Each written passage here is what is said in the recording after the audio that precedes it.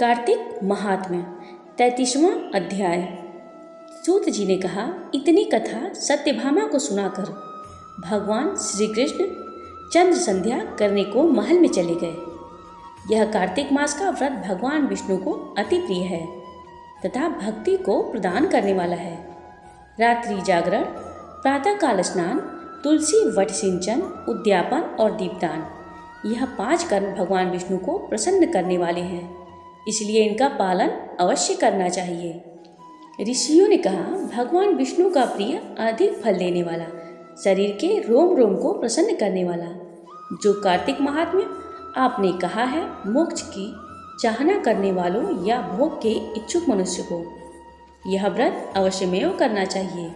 किंतु हम एक बात आपसे पूछना चाहते हैं कि यदि कार्तिक मास का व्रत करने वाला किसी संकट में फंस जाए या वह जंगल में हो अथवा किसी रोग से ग्रस्त हो जाए तो फिर वह कार्तिक व्रत को किस प्रकार करे, क्योंकि यह विष्णु जी का अतिशय प्रिय तथा मुक्ति भक्ति प्रदान करने वाला व्रत किसी तरह भी नहीं छोड़ना चाहिए। श्री सूत जी ने उत्तर दिया, यदि कीर्तन व्रती किसी संकट में फंस जाए तो वीरता के साथ शंकर जी तथा भगवान विष्णु जी के मंदिर पास हो उसमें जाकर रात्रि जागरण करे। अगर घना जंगल हो तो फिर पीपल के पेड़ के नीचे अथवा तुलसी के वन में जाकर जागरण करे। भगवान विष्णु जी की मूर्ति के सम्मुख बैठकर भगवान विष्णु का कीर्तन करे। ऐसा करने से 1000 गौओं के दान के बराबर फल मिलता है। जो मनुष्य विष्णु जी के कीर्तन में बाजा बजाता है उसे वाजपेय यज्ञ के बराबर फल मिलता है। और हरि कीर्तन में नृत्य करने वाले प्राणी को समस्त तीर्थों में स्नान करने का फल मिलता है। किसी संकट के समय या रोगी हो जाने पर और यदि जल न मिल सके तो केवल भगवान विष्णु के नाम मात्र से मार्जन ही कर ले। यदि उद्यापन न कर सके तो व्रत की पूर्ति के लिए केवल ब्राह्मणों को भोजन करा दे। ब्राह्मणों के प्रसन्न होने से विष्णु जी प्रसन्न रहते हैं। यदि आप दीपदान न कर सके तो दूसरों के दीप की वायु आदि से भली भांति रक्षा करें। और यदि तुलसी का पौधा पास न हो तो वैष्णव ब्राह्मण की पूजा कर ले, क्योंकि भगवान सदा अपने भक्तों के पास रहते हैं। इस सब के न होने पर व्रती ब्राह्मण गौ, पीपल और वटवृक्ष की श्रद्धा से सेवा करे। शौनकादि ऋषियों ने कहा, आपने गौ तथा ब्राह्मणों के सदृश पीपल और वटवृक्षों को बतलाया है और सभी वृक्षों में पीपल का वृक्ष और वटवृक्ष श्रेष्ठ क्यों कहे गए हैं। श्री सूत जी ने कहा, पीपल का पेड़ साक्षात विष्णु भगवान है, वटवृक्ष साक्षात शंकर भगवान है और पलाश का पेड़ साक्षात ब्रह्मा है। इन वृक्षों की पूजा सेवा तथा दर्शन से सब पापों का नाश होता है। ऋषियों ने कहा, हे प्रभु, हम लोगों को इसमें शंका है कि ब्रह्मा, विष्णु और शंकर वृक्ष रूप क्यों हुए, आप कृपा करके हमें बतलाइए।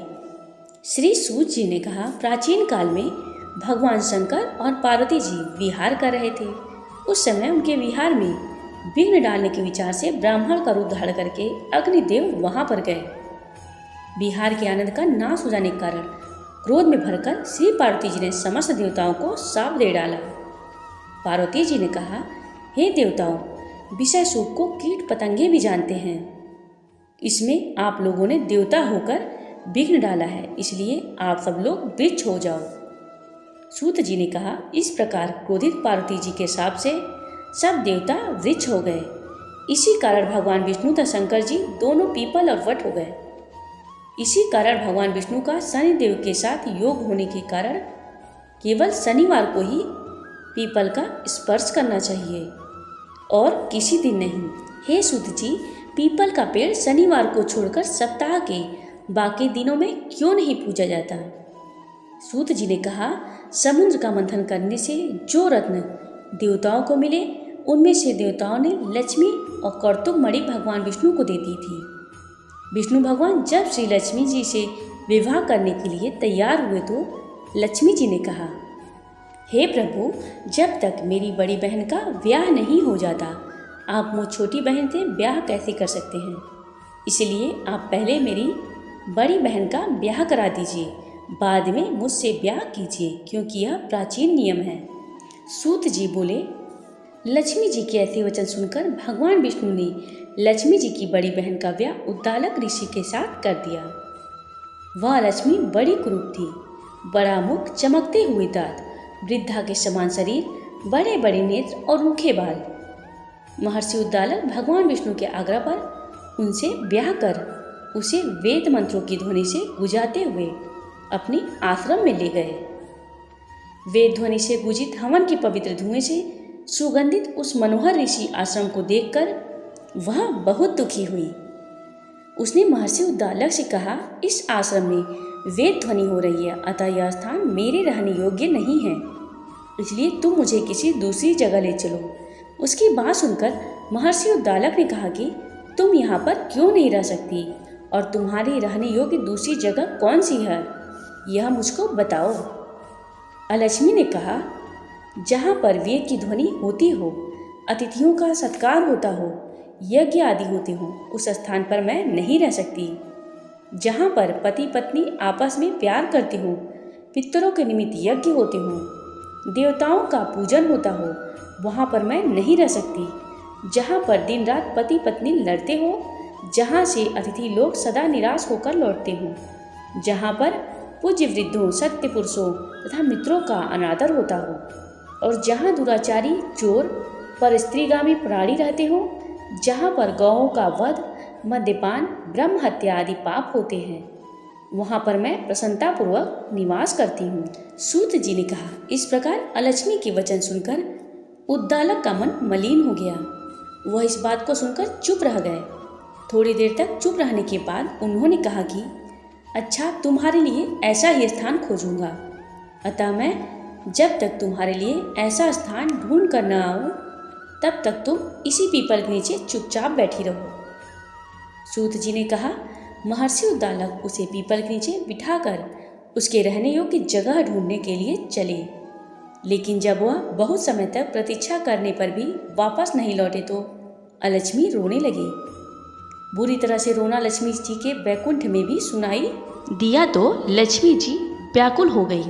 उन्होंने दुखी होकर भगवान विष्णु से कहा, हे प्रभु, मेरी बड़ी बहन लक्ष्मी पति के त्याग देने से अत्यंत दुखी हो गई है। हे नाथ, यदि मैं आपकी प्रिय पत्नी हूँ तो आप उसे आश्वासन देने के लिए उसके पास चलिए।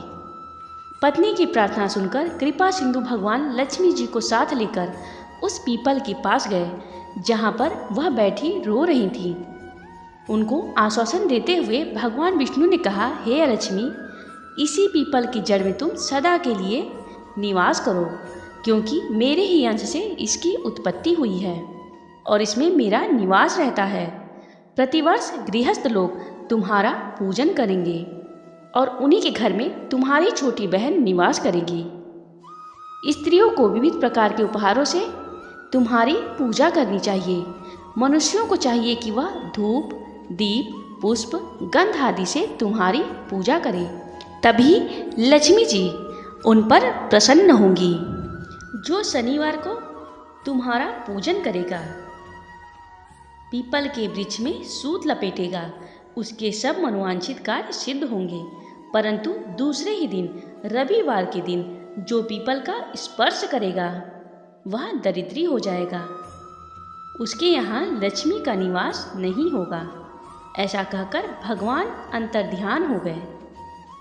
सूत जी ने कहा, भगवान श्री कृष्ण सत्यभामा तथा पृथु और नारद का संवाद तुमको सुना दिया है, जिसके सुनने से ही मनुष्य के सब पाप नष्ट हो जाते हैं और उसे बैकुंठ की प्राप्ति होती है।